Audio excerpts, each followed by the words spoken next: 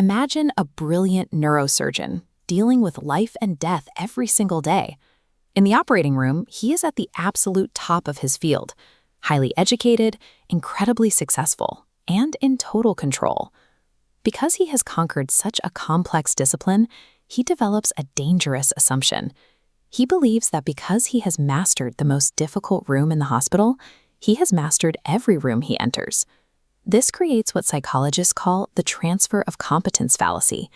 It is the illusion that mastering one incredibly difficult subject, like medicine or engineering, automatically provides an advantage in completely unrelated fields. When this professional reads a single report on lithium mining and decides he understands the entire global commodity cycle, he is wandering into a dangerous no-man's land. He is stepping into a market that thrives on exactly this kind of overconfidence. The moment our brilliant surgeon moves from the operating room into the ocean of finance, that control vanishes. The environment is chaotic, overwhelming, and unpredictable. He suddenly feels the pressure to simultaneously track cryptocurrency trends, artificial intelligence breakthroughs, real estate cycles, and global macroeconomics. He expects his high IQ to protect him while he speculates, but the market often treats hubris as a target. Almost instantly, the apex predator of the hospital becomes a helpless goldfish. In fact, the professional sharks on Wall Street look for the exact moment a goldfish thinks it is a shark. The financial industry relies on the egos of highly educated professionals to legally harvest their wealth. Raw processing power and a prestigious degree are not enough here. When unleashed without strict boundaries, intelligence can easily become a liability. To protect yourself from your own ego, you need a conceptual defense system championed by Charlie Munger. I want you to imagine a strict boundary drawn on a piece of paper. This is your circle of competence. The area perfectly enclosed inside that perimeter represents the few specific economics and products you truly understand. Within this circle, you can see the competitive landscape with total clarity. Everything outside of that circle is financial noise. It is a minefield of speculation that you must choose to ignore completely. The most liberating part of this philosophy is that the actual physical size of your circle is irrelevant. You do not need to be a generalist analyzing 50 different industries. There is a woman in Omaha who knows nothing about semiconductors or pharmaceuticals, but she understands the asphalt business.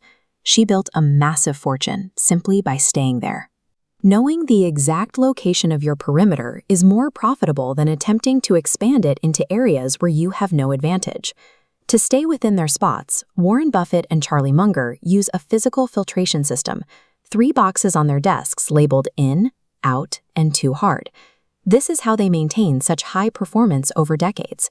They protect their capital by aggressively filtering out 99% of the opportunities presented to them and placing them in the too hard box.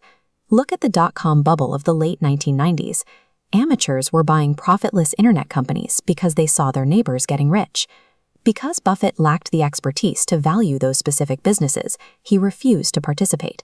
He watched everyone else rush in, but he didn't lose a dime when the bubble burst and wiped out the speculators. The lesson is clear. The moment you step 1 inch outside your known boundary, you are no longer an investor. You are a gambler relying purely on luck. Investing is the only high-stakes game in the world where there are no called strikes. You face no penalty for refusing to act. Buffett and Munger used the metaphor of Ted Williams, who divided his strike zone into 77 squares. If he waited for a pitch in his sweet spot, he batted .400, but reaching for outer pitches caused his average to plummet. In the financial markets, you can stand at the plate for years with the bat on your shoulder. You can ignore the screaming crowd and the brokers begging you to buy. You only swing when a business you perfectly understand enters your circle at a price that offers a significant margin of safety. Extreme patience and the refusal to swing at mediocre pitches are the actual engines of compound wealth. Your assignment today is to take a piece of paper and physically map out your own specific area of expertise. Make a strict pledge to yourself. You will never risk your capital or your reputation on the frantic games played by the rest of the world.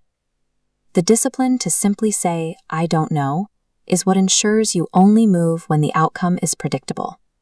That is the foundation of a genuine financial legacy.